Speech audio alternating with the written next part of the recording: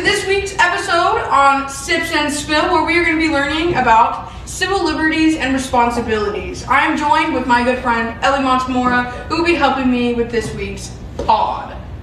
Yes.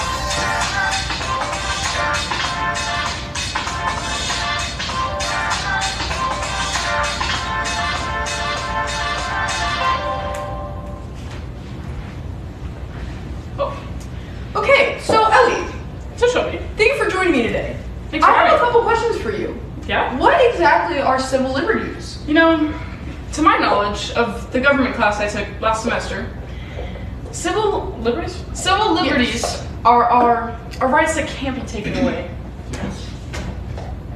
Yes, they are rights from the Constitution, specifically the Bill of Rights, that protect the rights that we have. So the rights of speech, to bear arms, right of assembly, things like that the government can't take away from us or infringe upon. So going along with these rights that we also have responsibilities. We have to, do some jury duty, I know My parents make me complain about jury duty every time. Yes, and I'm glad I'm not an adult yet because I can't do jury duty.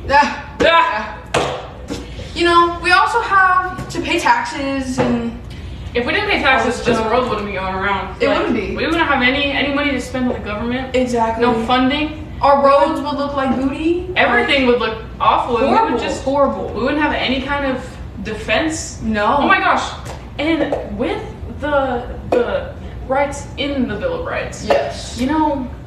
the rights we're given when we're born too. Natural rights. Oh, the unalienable rights. yes. Those rights are the right to life, to liberty, and the pursuit of happiness. And those were all thought of by that John Locke guy. Yeah, that one guy. Yeah, that one guy. He was pretty cool. We're glad he was around. Yes, we are.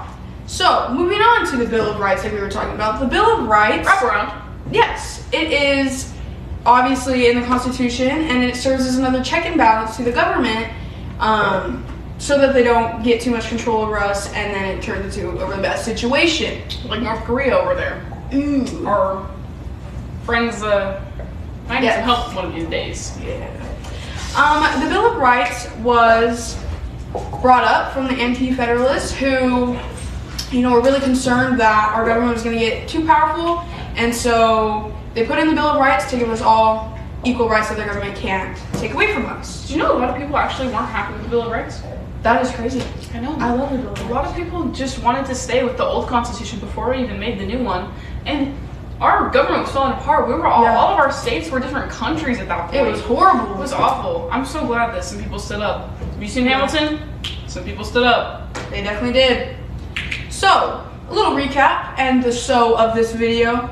Some things to take away is that we all have amazing rights that are given to us by our government, to make sure that that same government doesn't control us and take advantage of us. And they can't be changed for any kind of race, ethnicity. No, they're for love. everybody. They're for everybody of all Everybody. ages. Well, besides some of the responsibilities, those are only for people over 18.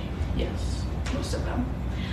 Yes, these rights are limits on congressional power to prevent tyranny, like I had talked about. So, catch us next week on the pod, where we'll be learning about the judicial branch. And we'll be making a wraparound to that Bill of Rights. Yes, we will. Catch us in those judges' robes with our gavels next week. Yes. And don't forget to sip and spill with the wife.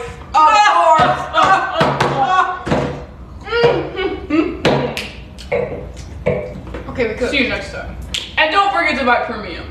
Yes. Because we're poor.